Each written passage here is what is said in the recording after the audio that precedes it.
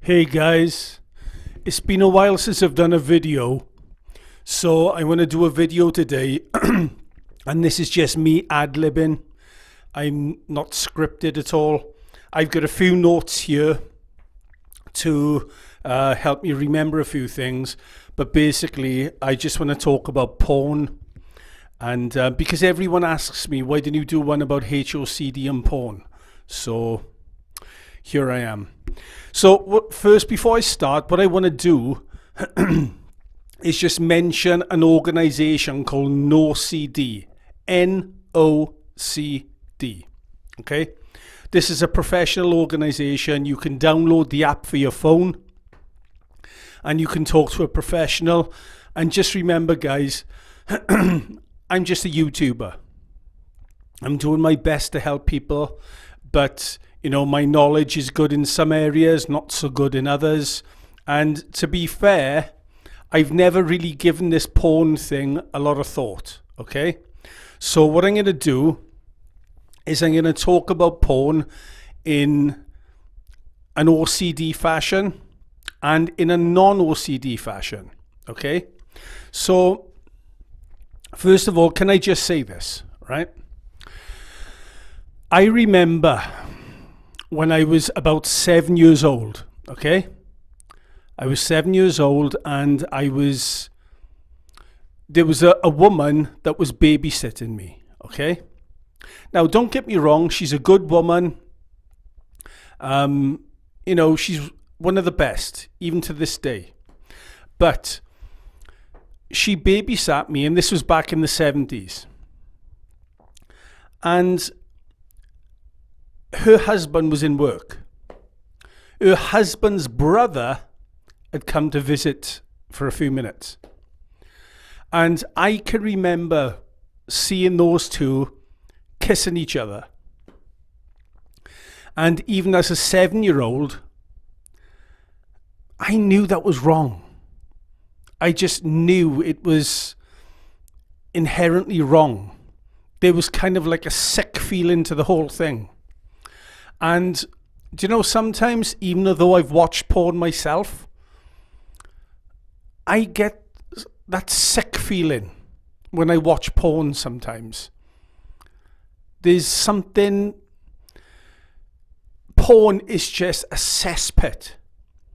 It's a cesspit of indulgence and animal instinct, and it's, I don't know, this, maybe it's because in my background I've got a little bit of a religious background, I don't know, but there's something not right about it, and I just think it's very unhealthy, okay? Now what I'm going to do, I'm going to timestamp this video, so if you want to skip back and forth, you know, you don't want to watch the whole thing, that's entirely up to you. I respect that. Let me check this. This is still on. Yep. You can skip back and forth because I'm going to ad-lib, I'm going to put in the ums and the ahs, and I can't be bothered to splice up my video like a lot of these people do on YouTube. I can't be bothered with that stuff. So if you've got the patience to listen, you know, that'll be good.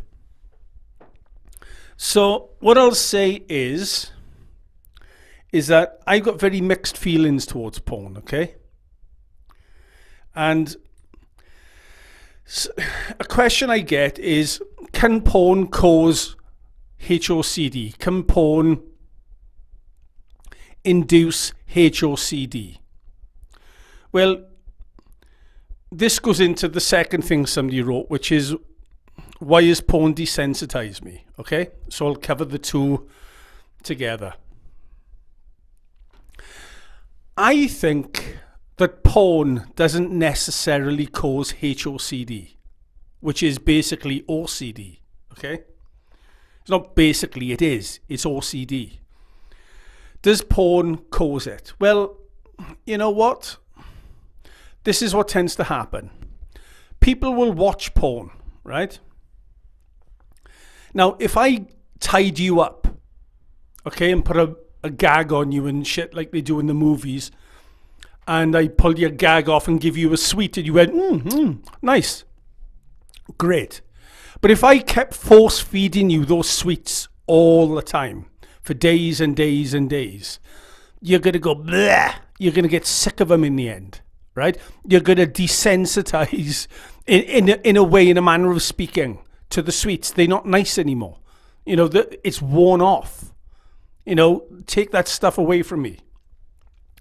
When you are watching porn all the time, you can desensitize. And this is on, I would say, really, a non-OCD level. I think this is for everybody, right? The more you watch porn, the more you'll desensitize to it, and the more and more kinky stuff you'll need to get the same fix. And I know all about fixes because I was a drug addict at one time. And I was also an alcoholic at one time. And the first hit is great. The second hit is not so great. You need a bit more, and need a bit more, and need a bit more. That's the way it goes to get the same hit. So I would say you get desensitized. I think with regular people, they kind of like, oh, well, this isn't doing anything for me anymore. I'll just move on to something else. With HOCD people, being very black and white as they are, you know, they will think, well, why doesn't this turn me on anymore? In comes the intrusive thought. Is it because I'm gay? And then they're off to the races, ruminating, trying to figure out whether they are gay or not. And I would say that I'm not sure that porn induces HOCD. Because if that didn't happen to you with porn, it could happen to you in a different area of your life. I'll give you an example. I was approached on the street about a year ago. There was this gentleman who came up to me, recognized me from YouTube. Lovely guy, by the way. And I sat with him for about 20 minutes. And the way his HOCD showed up was he had a crush on somebody. And he said to his sister, well, I've got a crush on somebody. And she said, is it male or female? Boom. Intrusive thought.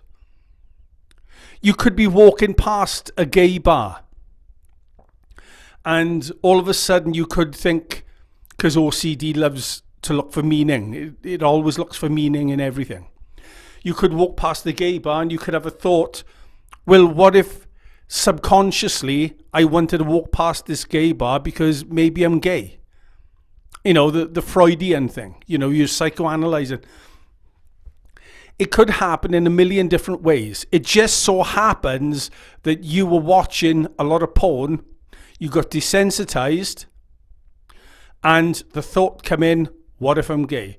Or it could be because you're feeling aroused looking at the woman, and there's usually a male there too, and maybe in some way you've made some sort of link between the two. So when you feel horny, you're used to seeing the male there. That could be a thing. That's not a professional. I'm not a professional. I'm just talking off the cuff. But it could be that. But the thing is, see, what you got to understand this desensitization. Look what happens to people, right? They start off watching a woman masturbate. Great. Then they go on to straight porn. Great.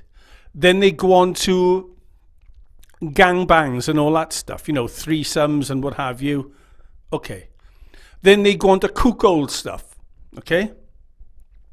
Then they go on then to watching people shitting on glass coffee tables while the idiot is underneath looking up with a big stupid grin on his face, jerking off. Right? So it goes from one to one to one to one, you know, because to get the bigger and bigger hit. So I think personally that the human race did just fine without porn. We were breeding like rabbits before porn was ever invented. Okay? And this is why I call porn a cesspit. It's a cesspit of indulgence and whatever the case may be, okay? So I would say desensitization in a nutshell then, okay? In a nutshell. You get desensitized. When you're desensitized, you're asking yourself, why? Why am I desensitized? What if I'm gay? The thought comes in. So it's not necessary, even though I think porn is stupid, but I don't necessarily think it's porn's fault, because it could happen in a different area of your life, like I already explained. Okay? So what I'm going to do, I'm going to open my phone here because I've written a few things. Right, okay, somebody wrote here, can I figure out my sexuality by watching porn, testing myself as a ritual, looking for proof? Well, to be honest with you, that's stupid. That's stupid. Because testing yourself is not, looking for proof is not embracing uncertainty. And what you do to get over OCD, you embrace the not knowing. You embrace the uncertainty. Okay? And testing yourself, which could often go wrong, by the way, is what you're doing is you're looking for information. Okay? Because that's what it is. It's intellectual, it's cortex-based intellectual information. You're looking at porn, you're checking out the same sex to see if you're attracted, with that rigid demand in the head saying, I shouldn't be attracted. And you're checking out the opposite sex, the sex you like, to see if you're attracted now, because your attraction has gone down. And it's the rigid demand, I should be attracted. So I shouldn't be attracted to him, and I should be attracted to her. And what happens when you dictate to the brain? The brain dictates back. The brain fights back. Because OCD says, don't you dare get attracted to that guy. Don't you dare. Don't you dare get attracted to that guy. Don't you get that erection? Don't you get a hard on? You better not. And what happens is it triggers the brain, the part of the brain that's going to do that very thing. So when you are testing yourself with porn and you see a guy and you start getting slightly aroused, then you're in a worse state. I did a video a few years back called Internet Compulsions, which is basically, I was touching on a similar type of thing there, where you're doing compulsions and rituals to feel better, and you end up feeling worse.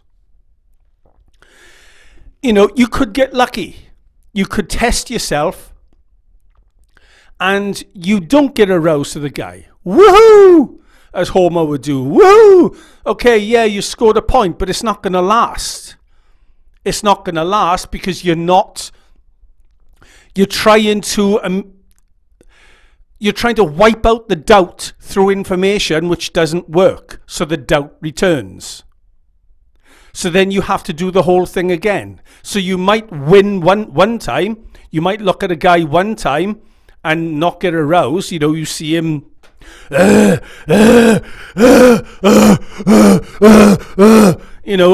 they do, right? On these porn things. And you look at him and you think, nah, I wasn't aroused. Okay, great. And off you go, you go out with your buddies. Next day, the doubt returns. So you've got to do the same thing all over again. Right? Or you might, because I find that the checking goes on and the testing goes on with both sexes. Like I said, they testing to see if they attracted to a guy, hoping that they're not, and they testing to see if their attraction towards women has returned. And the opposite for women. So I kind of lost my train of thought now. But basically, The testing goes on with both sexes, and as long as you're testing, as long as you're looking for information, you are not standing up to the doubt. It's not about getting rid of the doubt. You don't get rid of jack shit. What you do is you learn that you can handle the doubt. You can handle it. You can handle it without ritualizing. You can handle it without ruminating. When you learn to handle something, that's when it will go away. Okay? If you went into a boxing ring, okay, and you said, okay, I'm going to go into the boxing ring and I'm going to punch, but I don't want to be punched. That's not allowed. I am not allowed to be punched. Okay? And when somebody punches you back, you're like, oh, he just punched me. Right? Part of a boxer's confidence isn't just about punching. It's about being able to take a shot, boom, and knowing that you can handle it. Knowing that you can handle it.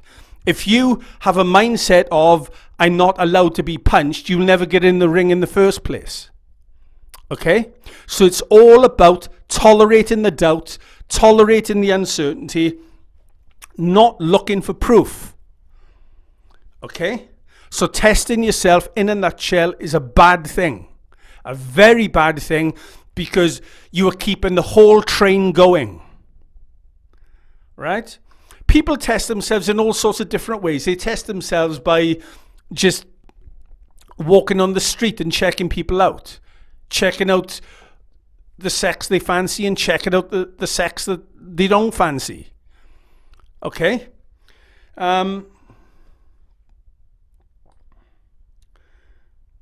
So I wanted to say something else as well, but it's one of those things, you know what I'm like, I go off on tangents and stuff. So,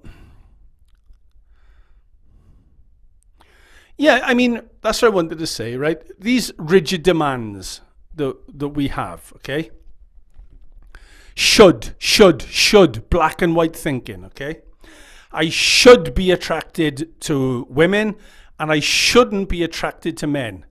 Now, I know Sherlock Holmes here, but do you notice the shoulds?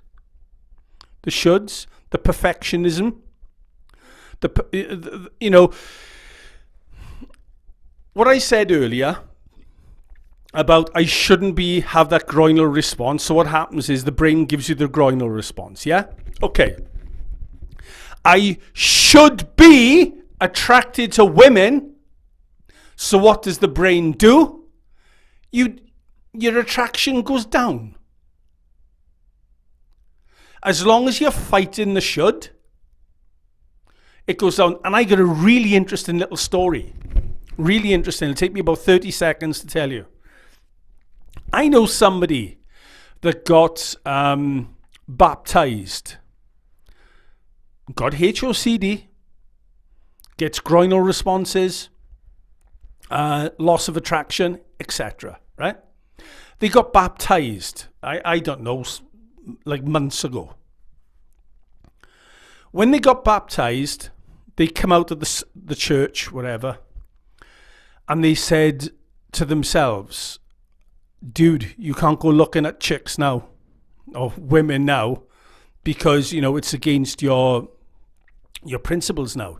You shouldn't be looking at women now. Now, up until that point, what was he doing? He was telling himself, I should be attracted to women, and checking them out, compulsively checking them out, right? And the more he checked them out, and the more he told himself he should be attracted, the less he was attracted. When he told himself after his baptism that he shouldn't be checking women out, guess what happened? Guess what happened? His sex drive started to return. Why? Because he used the should in reverse.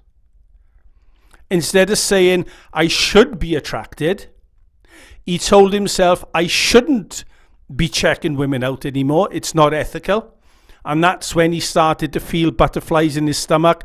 I'm not sure, I'm going to have to talk to him again. I'm not sure if it's come back completely, but the seeds were there. The seeds had started to sprout. Do you understand? It's that rigid black and white stuff that was messing him up the whole time, you know. So testing, checking, and using porn for that, bad move. Bad move. Now there's a flip side to that. There's people who have HOCD who are terrified to watch porn because they don't want to be triggered. So what we do is we do the reverse. You always do the opposite of whatever OCD wants. So I would say, for the purposes of getting better, if you're terrified of watching porn, watch it. Don't overindulge, but watch it as an exposure. There's some people who say, some psychologists say, that you shouldn't use porn as an exposure. I don't know. This is why I mentioned OCD at the very beginning, because they know better than I do. Okay? They are pros, I'm not. But I would say that it could be used as an exposure, just as if a guy looked at a picture on the internet of Brad Pitt as an exposure. It's more or less the same thing. But the thing is, OCD can trick you. This is how much of a trickster it is. It can trick you into thinking that you're exposing to porn, but what it's really doing, we'll make him think he's exposing, but what we're really doing is getting him to check. Okay? And test. So I would say be careful with exposures, any type of exposure that way, because you could be just a way of testing yourself, which is a compulsion. Compulsions feed the OCD, and the OCD keeps going. Okay? This is why professionals are better than me. Okay? I'm a YouTube scrub. Okay? Right, okay. Here's a good one. Why am I not disgusted by gay porn? Oh, this is a classic, this is. Why am I not disgusted? If you go into my back catalogue library on YouTube, okay, there's a story about Maria, okay? Now, Maria was at a party, okay? And there was a really hot guy there, apparently. And all her friends were all fussing because of this guy. Maria wasn't attracted to him. She didn't know why, she just wasn't. And that's when HOCD come in. Okay? Why don't I like him? Is it because I'm a lesbian? Right?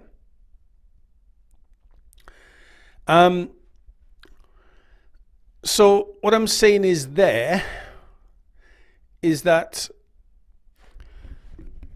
you know, it can happen in reverse, right?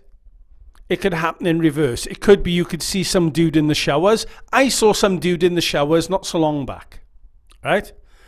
He was about half my height with a dick about 3 times as big. And when I saw his dick, I wasn't disgusted. You know, there, penis, you know, big deal. You know, get on with life. Just because you're not disgusted doesn't mean anything. This is the perfectionism, the should statements coming into fruition again. I should be disgusted. I should be. Well, guess what, sweetheart? You ain't disgusted. Do you know why? Because you're human, and that person's human, and it's a natural thing. Men walk down with dicks swinging between their legs. Women got what they got. We all got our different types of junk. You don't have to be disgusted by something, but it's your brain telling you, I should be disgusted. Shoulding all over the place. No. You know, you down the beach, you see guys with their tops off. I'm not disgusted. Huh? What am I going to be? What am I, gay now? No. This is black and white, rigid thinking. Okay? And you shouldn't have to be disgusted. Doesn't mean anything. And people will say, no, Jesse, you're really showing people. Oh, do one, will you? Sometimes you need to explain things, okay? And sometimes reassurance is part of the equation, right? And there's people, I know there's professionals who watch my stuff, and they go, YouTube scrub. Well, okay. That's why I mentioned OCD at the very beginning, because they're professionals. I'm not. I'm just doing the best that I can, all right? So give me a fucking break. So I would say feeling disgusted, and I'm repeating myself, or not feeling disgusted is normal. It can happen the other way around. You can feel disgusted towards the sex that you like. Now, what you got to understand is OCD doesn't just generate feelings of anxiety. It generates other stuff as well. It generates shame. It generates guilt. It generates disgust. Kitchen sink job. Boom. Whatever OCD can use against you, it will. Don't ever get into a bar fight with OCD because it's a dirty bastard. You turn your back and it'll put a chair over your head. All right? So OCD will use disgust. And it also could be as well the brain's way of protecting you from disappointment, from being hurt, from being intimate. It could be other reasons for disgust as well. Right? Yeah. Areas of proof. Yeah, I mean, people use porn as proof. Here's the thing, right?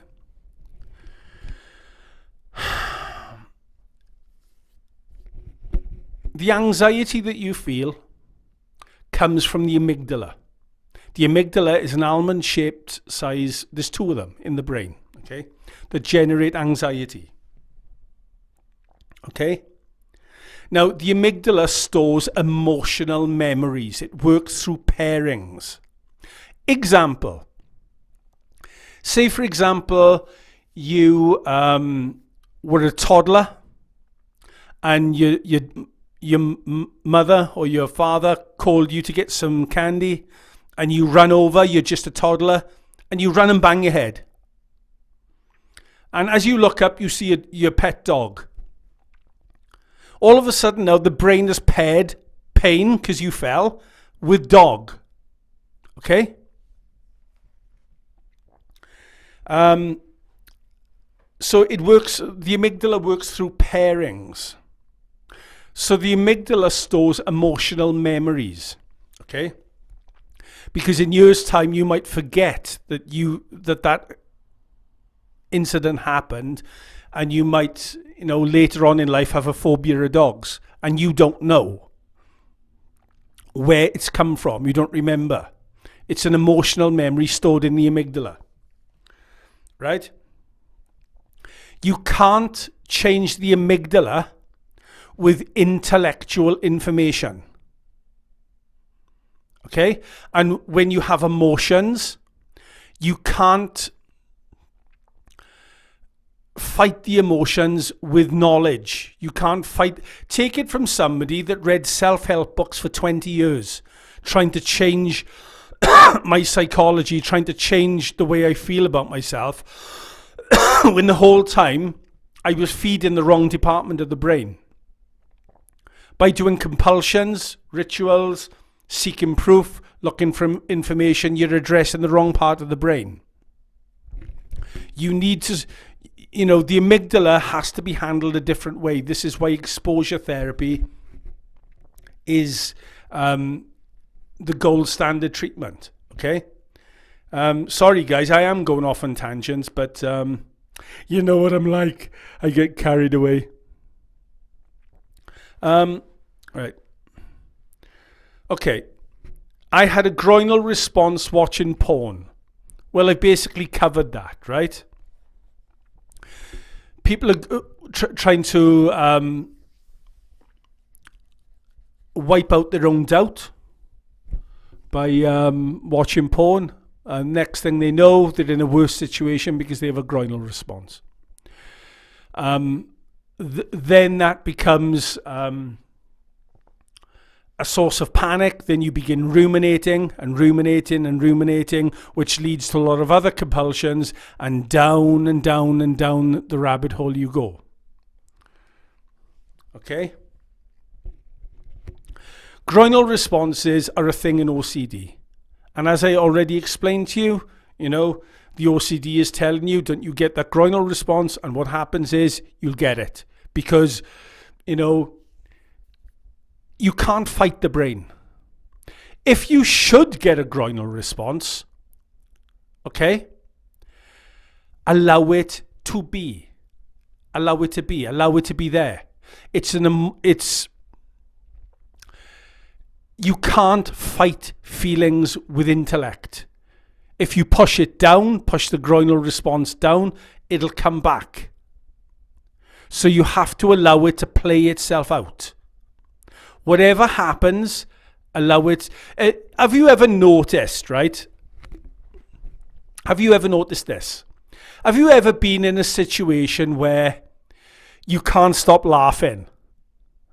Right? You can't say and it's inappropriate. It's in an inappropriate place. You know you shouldn't be laughing. You know you're making the other person feel bad, but you can't stop laughing. And the more you try to stop laughing, the more you will laugh. Right? The more you try to force yourself to sleep, the more you won't sleep. When you're trying to interfere with something that's beyond your control, it will always get stronger. So when the groinal response comes up, the false attraction, whatever, and I've said this so many times, it's unbelievable, don't interfere with it. And it's scary. It's really scary. But this is the price you pay for going on porn. Don't do it. Stop it. There's, the only reason you should watch porn, I think, is as an exposure. But I'm repeating myself when I say that be careful, because it could be OCD tricking you into a compulsion. Certainty, uncertainty. Do you know, sometimes I think about this condition, HOCD, which comes under pure or really, intrusive thoughts. Do you know, the more I listen to Michael Greenberg, the more and more I think he's right. And the more and more what he says makes sense. And you can listen to Michael Greenberg on the OCD stories.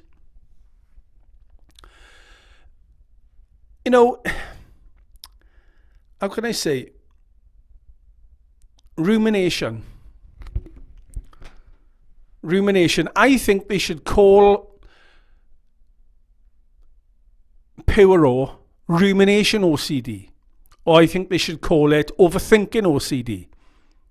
Right? Because what happens is, whether it's, an intrusive thought or a feeling or whatever, they are not the problem. They never have been the problem. Everyone gets intrusive thoughts. Everyone gets intrusive feelings. It's the fact that OCD people ruminate and ruminate and ruminate and ruminate and ruminate and ruminate and ruminate and think and think and think and think and think and think and think and think. All they can't stop. It's the reaction. It's the reaction. So, can I expose the porn? Well, I just said, right. So on my Facebook group, they've wrote questions, and I get a funny feeling I've pretty much answered sort of most of them, right? What if you test yourself with porn and you fail the test? Well, I've covered that basically. It's you go on there to check out that you're not attracted to the gender that you don't like, only to get more intrusive thoughts or more feelings. Testing is a compulsion, and it will always, what do compulsions do? Feed the OCD. Like being on a steam train and you're putting logs onto the fire to keep the steam train going. That's what testing is. It's a ritual, right? You're looking for relief from the doubt when what you should be doing is embracing the doubt. Okay? It's basically you're afraid of something, and what you're doing, you're just thinking about it all the time because you're afraid of it. That's the idiot's guide to HOCD. You're afraid of something and you're thinking about it all the fucking time. End of story. That's it. And I would say switch off the porn and go and do something constructive. Go and live your life, because the best revenge you can get on OCD is to live your life. OCD doesn't want you to live your life. What OCD wants to do is keep you overthinking and put your life on hold.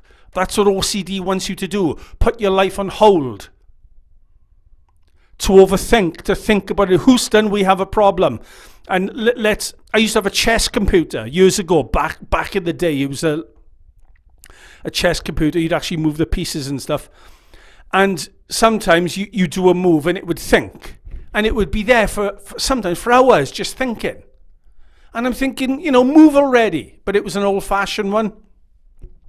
Well, that's what we do. We put our lives on hold, thinking and thinking and thinking and thinking and thinking, when what we should be doing is just getting on with our lives. Yeah, but I'm not ready. I'm not ready because I need to sort this problem out. I need to figure out a way. You can't. Worry without a plan is useless, because all you'll do is keep going around in circles looking for intellectual information. And take it from someone who's had OCD for over 30 years. Overthinking in 30 years has never ever brought me an answer. Do you want to go 30 years?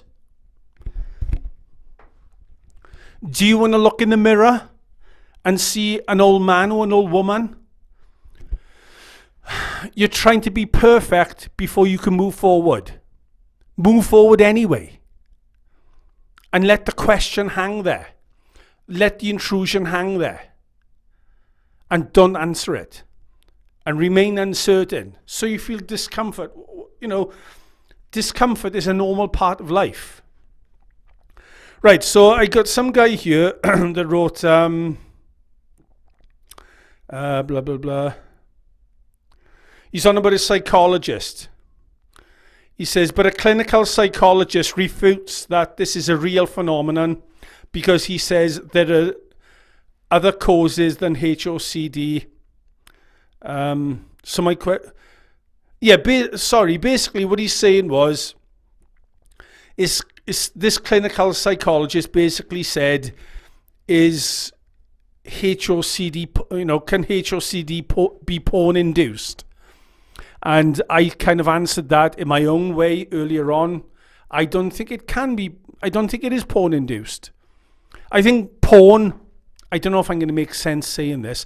I think porn can initiate things, but it's not porn is the reason why you get HOCD. I think if you stay away from porn, it should be as a result of staying away from compulsions. And I think it should be a result of doing the right thing, because porn is a cesspit anyway. And the human race did quite well without it. There is a general consensus not to use porn as an exposure, and I don't do it. Do you know why porn should not be used as an exposure? Well, to be honest with you, again, this is open to debate. Some people say don't use porn as an exposure. Some people say do. I know Brian OCD Mindful did a good video on this type of stuff about porn, and he has more knowledge than I do. So you could go, nip over to his site and his YouTube, and check that video out. It's a good video. He's pretty good, Brian. You know. I would say it's open to debate. I think you could expose to it, as long as you're not, you know, how many times do I have to repeat myself? As long as you're not sneakily using it as a way of testing yourself to look for proof. You know, but really there's more, I would say there's healthier ways to expose to things. There's healthier things to expose to. That's what I would say. Okay. Well, I don't know how well I've done, guys. And you know what I'm like. I talk and talk and talk and talk and talk. And I don't know. There's something very strange. You know, the desensitization process of porn can really add things and really, you know, can contribute to your OCD, but I don't necessarily think. Basically, any intrusions that you have are not really the problem. It's how you respond to it. And the whole process, I think, of you know, of ruminating in many cases is trying to prove or disprove. And the truth of the matter is, we cannot be 100% certain about anything. I'm not 100% certain that I'm not living on an alternate timeline to what I used to live years ago. Okay? Because I fucking thought about it, believe that. I can't prove that I'm not some sort of government experiment and my real name is Harry Dunn or something, or Bob Smith, and I've had my memory erased and now I'm Jesse Lawrence. I don't know. I can't prove it. You know, I can't get 100% certainty. And to use a thing that Patrick McGrath says, I mean, if you watch the No-CD live streams, Dr. McGrath is brilliant. He often talks about the ceiling. And he says, I don't have 100% certainty that the ceiling isn't going to collapse on me. Okay? You know, and that's what you need to address. You have a doubt. You have this large, all-encompassing doubt that's consuming your every waking moment. You get up from bed. You live, eat, breathe, sleep, fart, shit. This doubt. It's there. But what you need to do is live your life and get on with your life. That's the best revenge you can have on OCD. Because if you're sitting around all day, you're fighting two things. You're fighting OCD, but you're fighting the inactivity as well, which is causing more... overthinking and free time go hand in hand. Okay? You can't sit with doubt and sit with uncertainty and ruminate at the same time. So you need to keep busy. And that's not to block anything out. You don't willfully force anything out of consciousness. You allow whatever doubt that you have to be there. To be there. Like you have a roommate that you're not speaking to. And you're on one end of the sofa and they're on the other end of the sofa and you're not speaking to each other and you think, fuck them. I'm going to watch TV. They want to, fuck them. And allow the doubt to be there. And don't answer the question. Don't answer it. Move forward with imperfection. Move forward without knowing the answer. And leave porn the fuck alone unless you're going to expose to it. But as I said, there's healthier things to expose to than that. Anyway, this is all just advice. And my advice is do whatever the fuck you want to do. All right?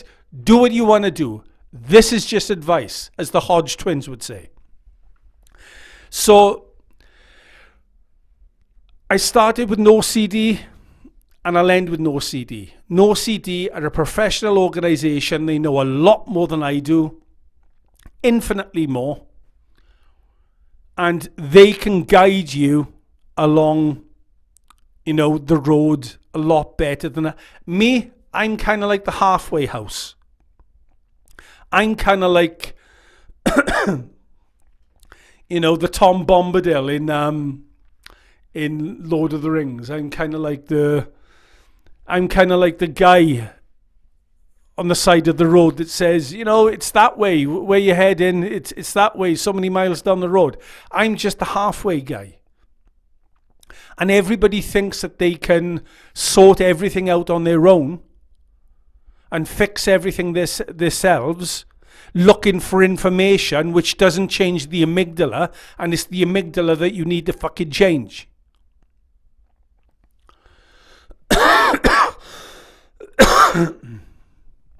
Can you imagine that you and me were a pair of house thieves, like those idiots off Home Alone?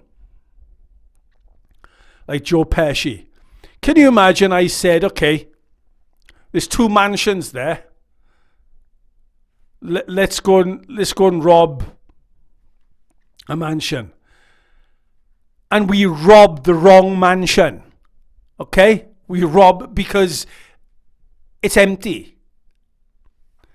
And you come back and I say, what have you done? You robbed the wrong mansion. That's the one we wanted to rob. And that's the way it is with the brain. You are looking for information, looking for proof, non-proof. Get rid of the doubt. But you're looking in the wrong place because what you're doing is ineffective. It's not effective. What you want to do is address the correct side of the brain. And that is by doing exposure and response prevention and not doing these testing compulsions like porn. Anyway, I gotta go.